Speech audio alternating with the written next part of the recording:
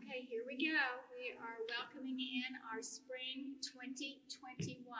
This is actually a pre-announcement or before we're actually starting classes. I'm going to load this before the class actually starts, and I'm going to notify everybody by email so you would have already gotten this by the time that you watch it.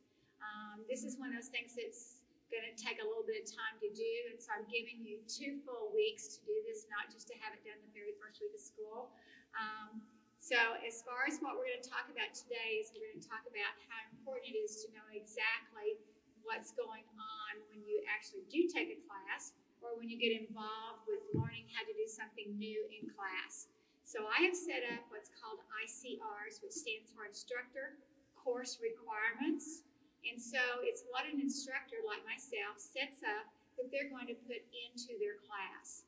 If you're taking it for credit, it's what's required of you that's mandatory. If you're taking it for a non-credit or a CE class, then it's telling you what is the emphasis on the class that's being taught. And even though this is an online class, it still is going to have the same parameters as a credit class would be face-to-face. You're just not going to get to see me face-to-face as much as you are going to see me online and through these videos. So I want you to look through the instructor course requirements, ICRs.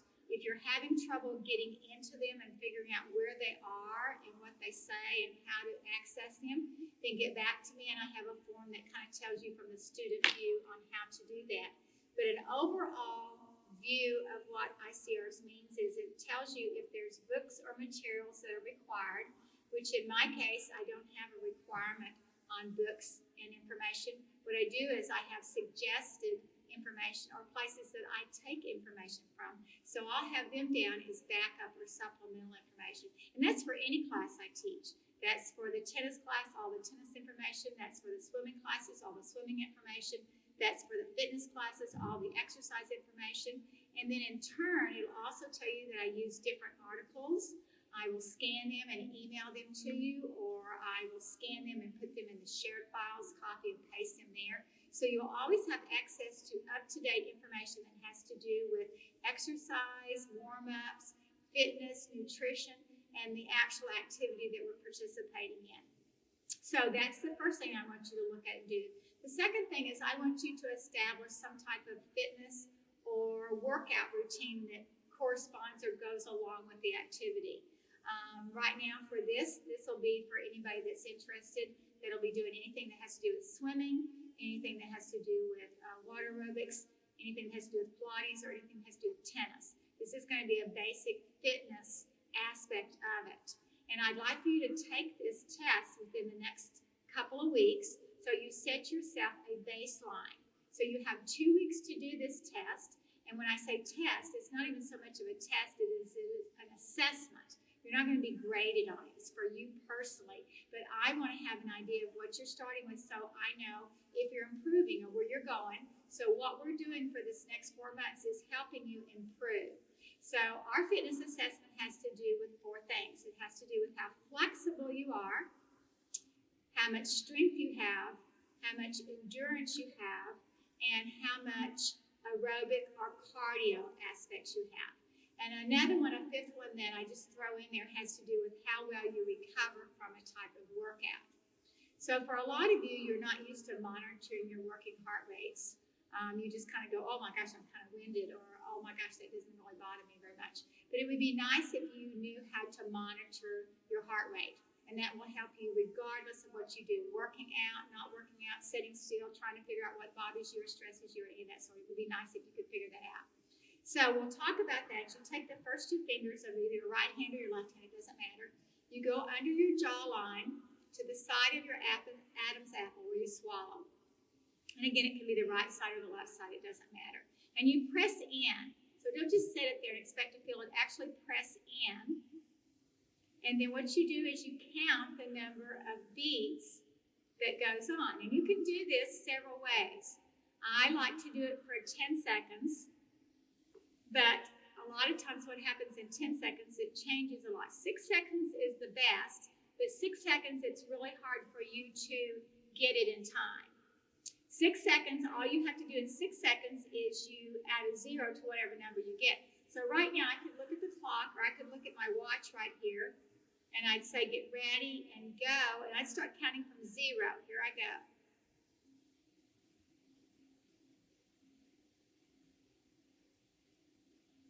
And stop. I saw my watch that I went 6 seconds, and I counted right here. Actually, if you can believe this, I counted 6 beats. 6 beats. So if I take those 6 beats and I multiply by 10 or add a 0, that tells me that my heartbeat right now, my heart rate, my resting heart rate, because I'm not working out, my resting heart rate is 60 beats per minute. That's what that tells me.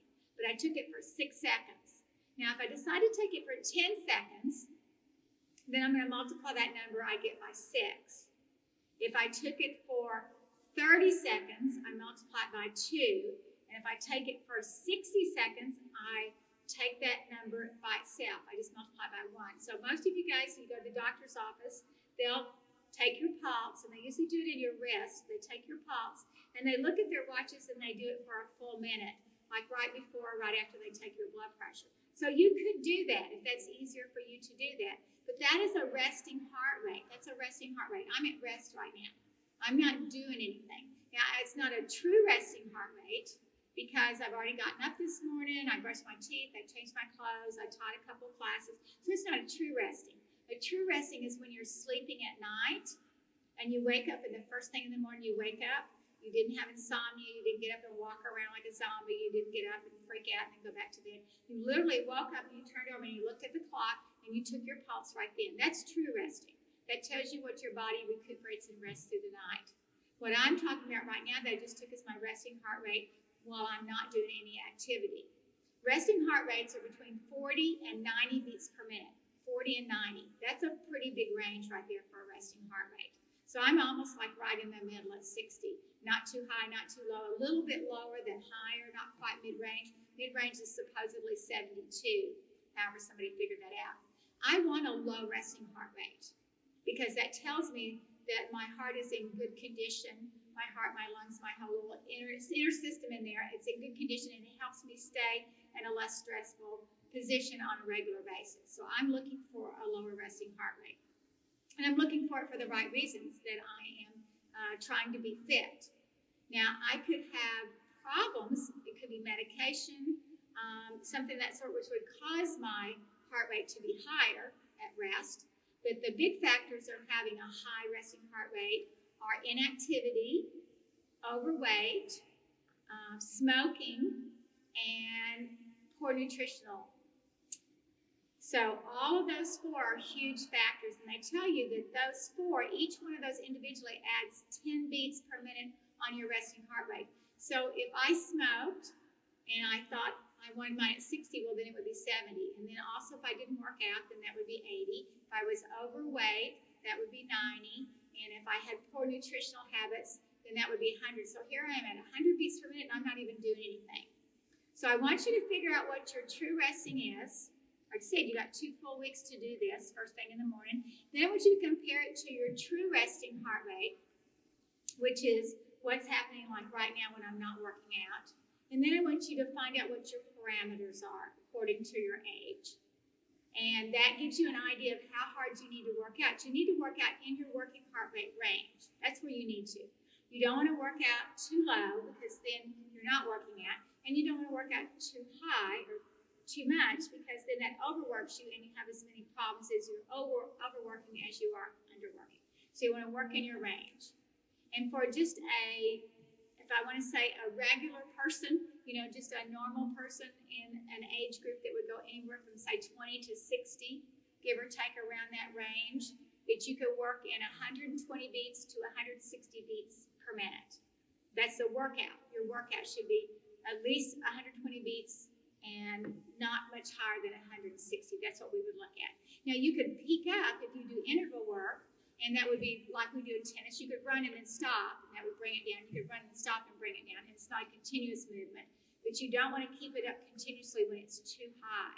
You don't want your body to be doing that. So all of this saying, our workouts, your exercise program, you want to keep it up in the working heart rate so that your heart gets enough of a chance to become stronger and your lungs become stronger. and your respiratory system is better, your lung capacity is better, all that stuff. You want to work out. And they tell us the minimum of a workout time to get a working heart rate in there is 12 minutes. That's why we have our cardio or our test for our heart rate, working heart rate, is usually 12 minutes of walking or 12 minutes of running or 12 minutes of walking or running or 12 minutes of stairs. Some activity you can do continuously without a stop. Now, things are very cardio. Tennis is very cardio. Basketball is very cardio. But they have stops and starts in them, so they're not continuous. Swimming is cardio and is continuous. Dancing is, or aerobic dance or something of that sort, or intervals, a lot of times they can be continuous so that you have enough time to take your heart rate. But when you stop and start intermittent, that's sometimes not a true count of what your good working heart rate is. So, number one thing is to find out what your resting heart rate is and to see when you start working out what your working heart rate is if it's in your range. And I said most of you that are 20 to 60 can be 120 to 160. And if you're 60 or above, you probably want to keep it in 110 to 140. Those are good parameters. And these are just generic. They're just general right here, what I'm saying. It's the same thing with general resting heart rates. Yours could be higher because of any of those factors I named. So you want to try to correct those factors. Sometimes medication, you can't correct it, so you would know that. Some of you might have some type of genetic where your heartbeat kind of skips every now and then. It's hard to count, but as long as you're aware of that, it's very important for you when you get into any type of activity or workout program. And the next thing I talked about was the 4 things that we were going to look at, which were flexibility, strength, endurance, and CVR cardiovascular. So we're going to talk about those. Flexibility basically means reaching. How flexible am I? And the areas are abdominals, lower back, and hamstrings. Those are the areas. And I sit up over here on a little bench. You can get on anything you want. You can do it on the floor. But I just happen to be set up right here on the bench to say that if you don't want to get on the floor and it's not comfortable for you to, you can get on a flat surface like this. And what you want to do is you want to flex your feet. You want to inhale up, exhale over, and reach. You want to see how far you can reach. Now, if I'm testing in class face-to-face, I have a little measurement down there that I do that with. And it has numbers on it, so it tells me what your number is, and then I test you again. Now, you want to do sit and reach in the same manner each time you do it. And I'm only asking you to do this right now when you have your start of class or your start of exercise program. And I want you to do it in mid-March. And then I want you to do it in mid-May when we finish. So that's like 2 months apart. I want you to do 2 months, start now, and then 2 months later start, and then when we finish class, start, and see how you've improved. That's what I want you to do. So that's how you would do this. You would wear kind of the same kind of shoes. If you go barefoot, that's fine. You can do it barefoot because it's kind of a misread when you do that. Now, if you can only inhale, exhale, and come just this far, then I want you to write down where you came just midpoint on your shins. You can come to your ankles, you can come to your shoelaces, you can come to your toes, you can come over your toes. I can see how far over my toes are. It's right there to the digits of my fingers, okay? So then if I get my palms over next time, then I know that that's further. If I get my wrist over, then that's further again. You do want to remember that your knees are going to be straight. You don't want to go over, bend your knees like this. You want to keep your knees nice and straight. And the inhale, exhale, that gives you a little warm-up breath to start it, just like this. And I want you to do it static, like we did just now. I didn't work out. I didn't do anything over there. I didn't do any fancy stretching so that I could do it. I want to know what your flexibility is right now, your everyday flexibility. That's why I'm having you do it like that. Now, if you choose to sit on the ground and do it, which I can sit here, and I want to reach to something, I would put my feet flat up against it and reach to something, a point in front of me. You might have somebody with you that might help you do that. You can do that if you want to. We used to have what's called a sit and reach where you push this yardstick away and it measured how far you could push it. But that was momentum that was pushing it. That was all that was going on there. We also used to have a test where you would stand on a box like this and you would reach over the box and drop down and see how far you can touch dropping down. And so you can see I'm farther right now dropping down than I was sitting down. And what makes that happen is gravity. My upper body gravity is causing me. Plus two, a lot of people don't want to stand on the boxes. They're not comfortable standing up on a height or something. They're not, maybe the stability or something like that. So really, if you can sit on something flat, that's going to be your best guess right there to do. And then just write it down on a piece of paper. Or put it, put it down somewhere so that you can get it to me. And you have those results written down so you can make the comparison in March and then again in May. So that takes care of flexibility. Remember, we were talking about that. It's telling us, a lot of people say, oh, shoulders. It's not your shoulders. Your abdominals, your lower back, and your hamstrings. All of those are going to be part of it. Okay, the second test is for endurance, something that you can do repeatedly. And typically, our endurance test is some type of crunch or setup. Okay, a lot of people don't like to do crunches or setups. And so we do have alternatives. You can do a reverse crunch or reverse setup where you sit in a chair. It needs to be a fairly firm chair, or as I'm sitting on this bench right here. And then you bring your knees to you. You bring your knees to you. You bring your knees to you. And you have a choice of doing this. You can do this for 30 seconds, or you can do it for a minute. Now, when I do it in class, I do it for a minute, because what you do in 30 seconds is not what's going to happen in a minute, because endurance means how long you can do it. So if you choose to do it for 30 seconds, do it for 30 seconds the next time. A minute will tell you how hard it is to keep up your endurance. So you choose what you want to do, but it has to be the same thing each time. You have to compare your apples to your apples, or your oranges to your oranges. You can't mix it up. I can't do it 30 seconds this time, and then next time do it a minute, and then maybe time this one twice. It doesn't work that way. So you pick 30 seconds, stay with it. You can count your own. Just remember to keep breathing. So this would be a reverse crunch right here. This would be a reverse crunch right here. This would be one right here. So this could count right here as 1 and 2. Even if I have to rest, then I still keep counting from there at 3. Maybe I can just let barely up 4 and then alternate.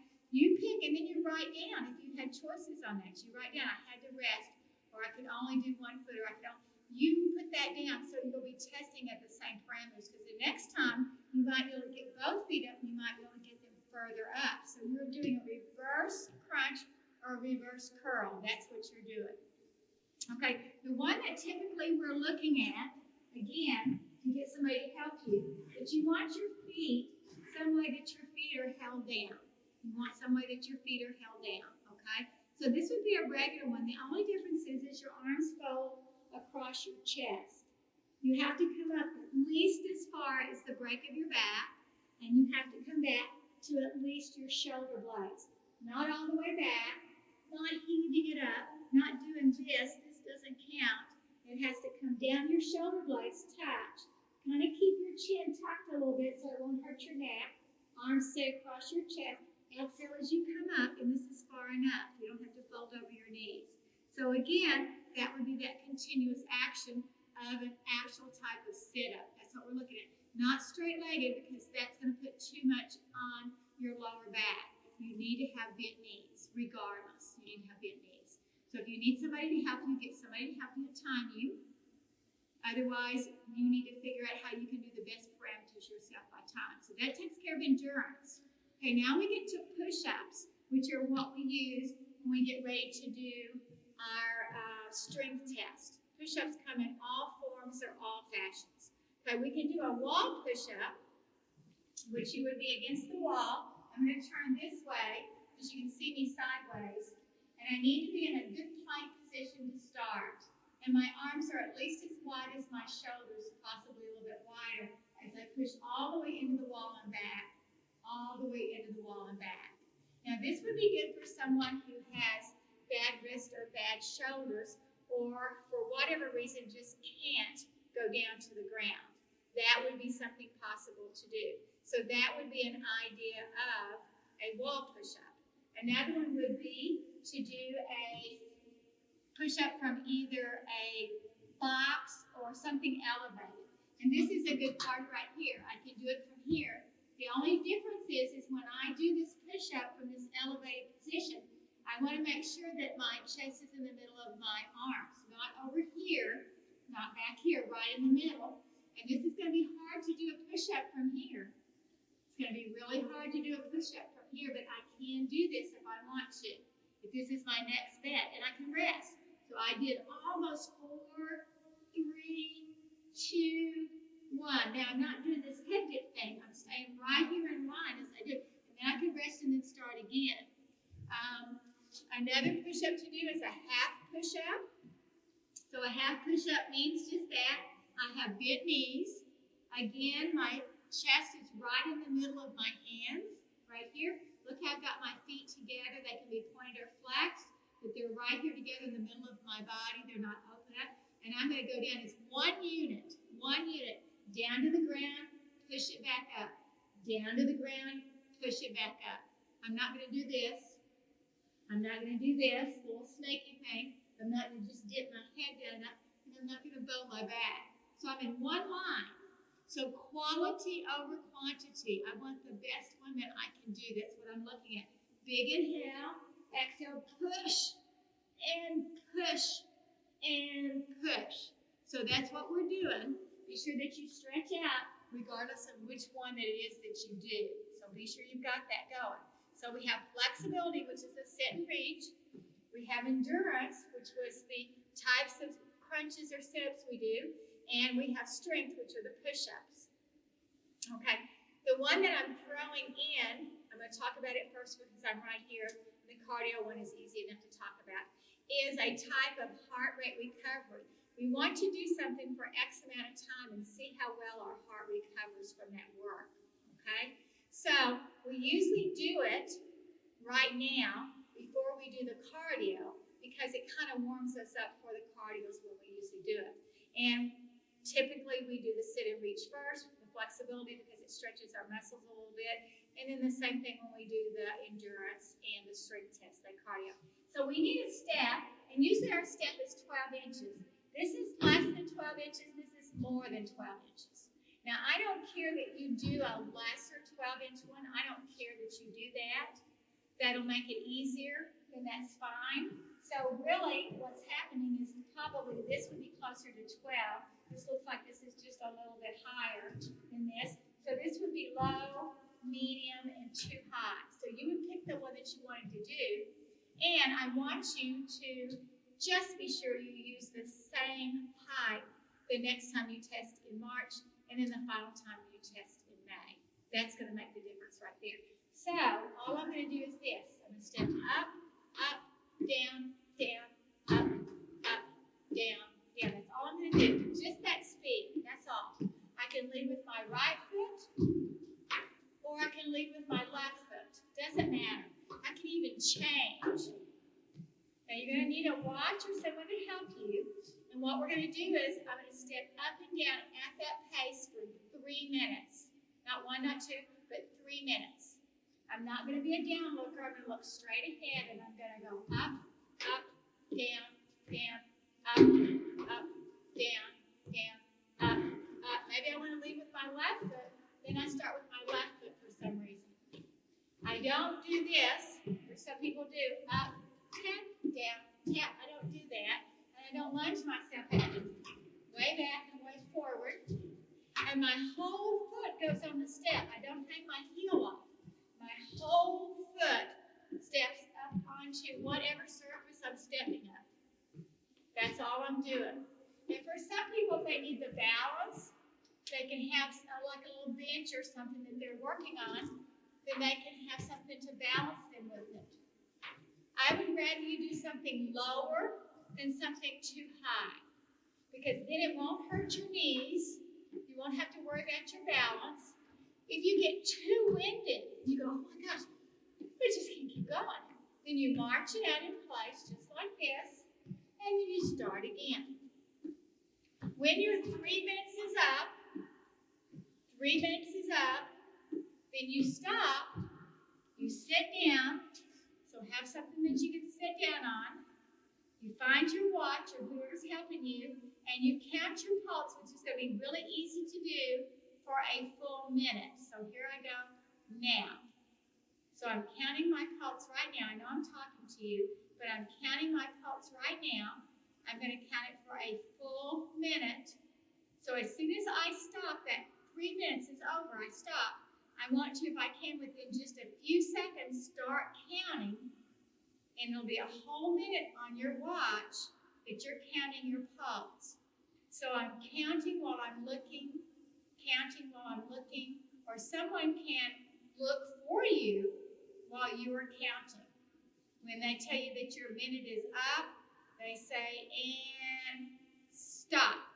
And then you can say what your number is. 112, 74, 92. Let's hope it's not really high. Because this is a recovery heart rate number. Recovery heart rate. It's not resting like we started out. It's recovery. So what we did was we did an amount of work for 3 minutes, which was the stepping thing. We stepped up, up, down, down, up, up, down, down for 3 minutes. And then as soon as we stopped and sat down, we started counting to see how quickly and how well we recover from that 3 minutes of work. What we'd like to see is each time we get better and better at working and processing our work, and we get to where we recover quicker and quicker and quicker from our work. So we're more conditioned to do whatever we're going to do. I mean, even just everyday life. So we're making our heart and our lungs and our respiratory system, our blood, we're making all of that work and strengthen up and have some type of competency, have something that's regularly there for us. So if we have to do something a little bit more, we can, and it doesn't take us forever to recover from it. So that's called recovery heart rate. That little test is recovery heart rate. And we refer to it as our step test. That's what we refer to it as. 3-minute step test for heart rate recovery. The last thing is some type of cardio test. Okay, so that could be running, it could be walking, it could be walking, it could be a combination of it. You need to find a place. Here we do it in the gym, and we figure out how many times around the gym we can go in 12 minutes. That's what we do. Okay, now if you knew a mile track out there somewhere, you knew where a mile track was, like we have one around the tennis courts here at the college, 3 times around with 3 miles. 1 time around is a mile. I don't know why I said it like that. 2nd time is a mile. So we have a track that's a mile around. It starts at the tennis courts, goes out, goes down towards 26, goes up on Harwood, comes back around, and comes back to the tennis court. So it goes around, and it's a mile. So if I got out there and I ran it or I walked it or whatever, and when 12 minutes was up, I could see how far I went on that. If you have a place in your neighborhood or maybe in blocks or around something, you could say by watch, how many times did I go around this? I went around this 4.5 times. I went around this 8.5 times or 8.25. So you would know what your distance was in 12 minutes. Now, also, we want to know what your cardio value is. What is your working heart rate from that 12 minutes? What is your working heart rate from that 12 minutes? So we're looking for 2 things after 12 minutes. We're looking for distance. How far did you go in 12 minutes? How far did you travel? And we're looking for what your working heart rate was from that 12 minutes of continuous movement, whether it was walking, whether it was jogging, whether it was jogging. And you're going to write that down. So you kind of need a piece of paper close by you or stuck in your pocket or something like that if you're out there somewhere doing it. And then you want to finish with at least 5 minutes, of some type of cool down. Very slow walking. Maybe after you feel that you're coming down a little bit, then you want to make sure that you get a little bit of stretch out, little stretches up against something, walk a little bit, stretch up against something, walk up, stretch up against something, walk and stretch. You want to make sure you get yourself cooled down. You don't want to leave anytime, anywhere an activity where you're still got your working heart rate going. So to recap quickly where we all were from this point, you look at the ICRs to know what's involved in the class, what's going to happen in the class, how important your activity level is, your nutrition level is, your warm-up level, viewing the videos, getting what's going on, what is the backup information we have, where the shared files are, et cetera, et cetera, et cetera. Whether you're a credit student or a non-credit student, and make sure you have that information. And contact me if you do not have it. You have at least 2 weeks to go in and figure all that out. Then you're going to look at this part that we just finished up talking about, which is a our fitness testing. And I said testing when I really meant assessment, because it's not like you're getting a grade, because it's for you. I want to see where you go in your activity, or whether you go from start to just getting yourself in better shape. So we have those 5 areas.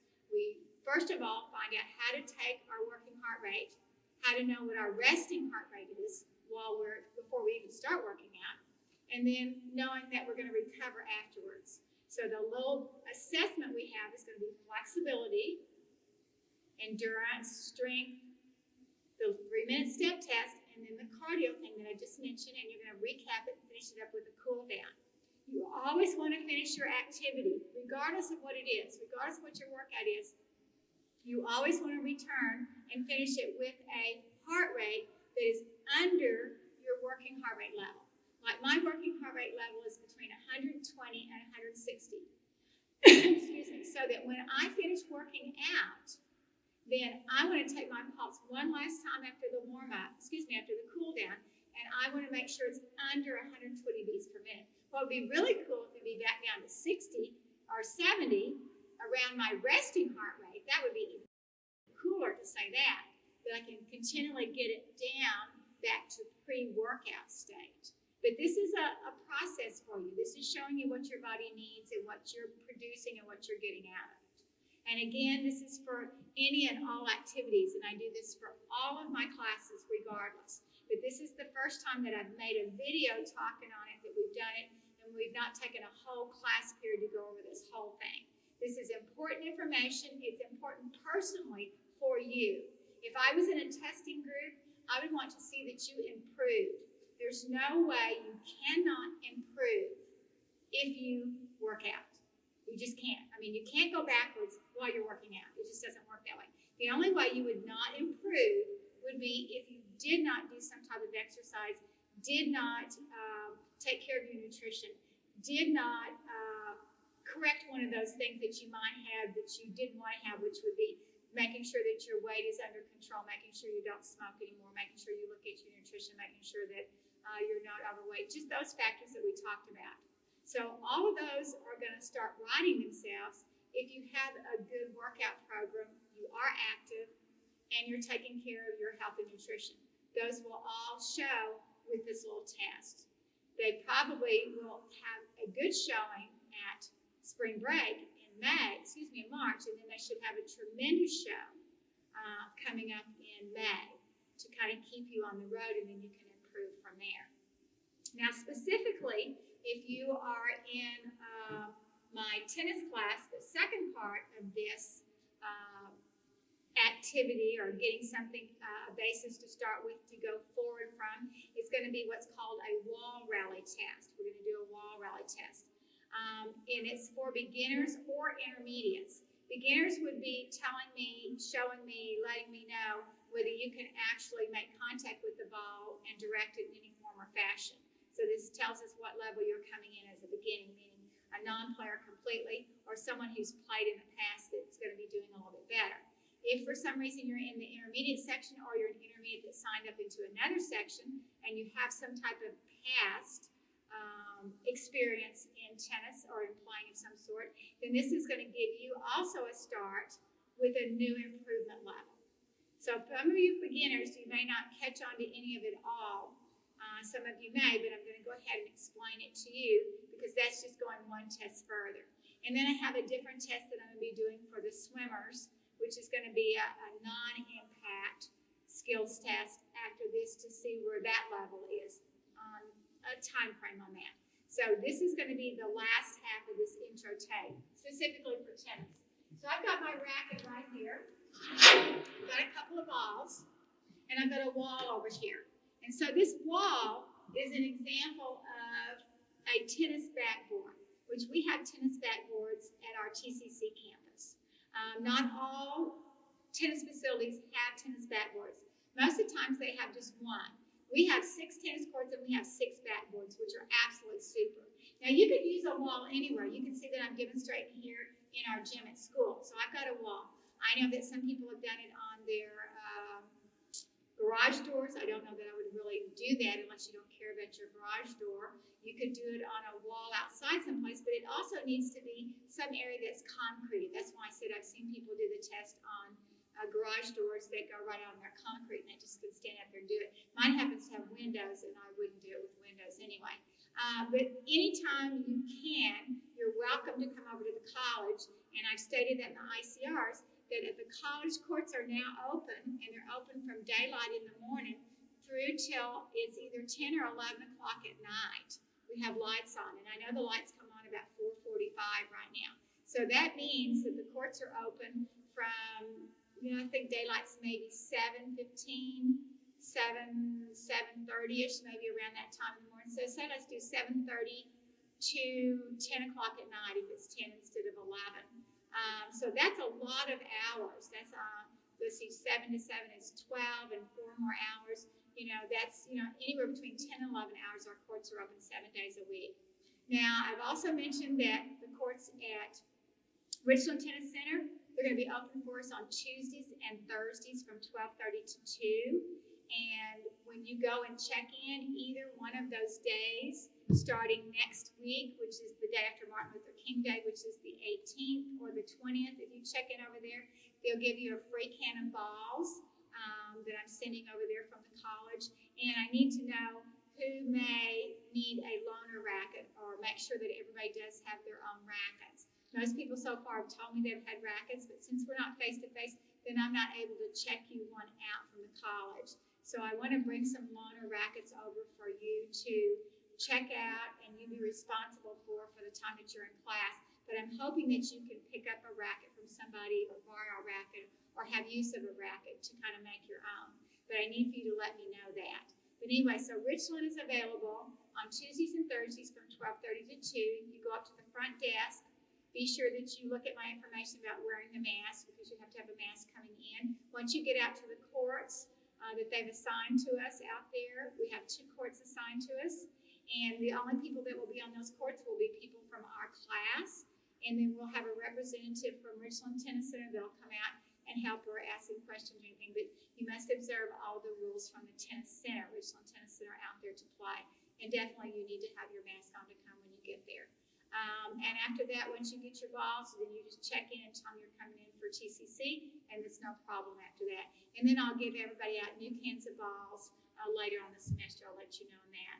Hearst Tennis Center won't be giving out any balls, but Hearst Tennis Center, their courts are available from 1 to 5, 1 p.m. to 5 p.m., Monday through Friday. And they are first come, first served, and they've got, I think, 13 courts, and any courts that are open, available, you may use. They do have one backboard, and it's a brick backboard, and it's huge. It's like this whole wall that you would be able to go out there and practice hitting on. Or room for 2 of you to go out.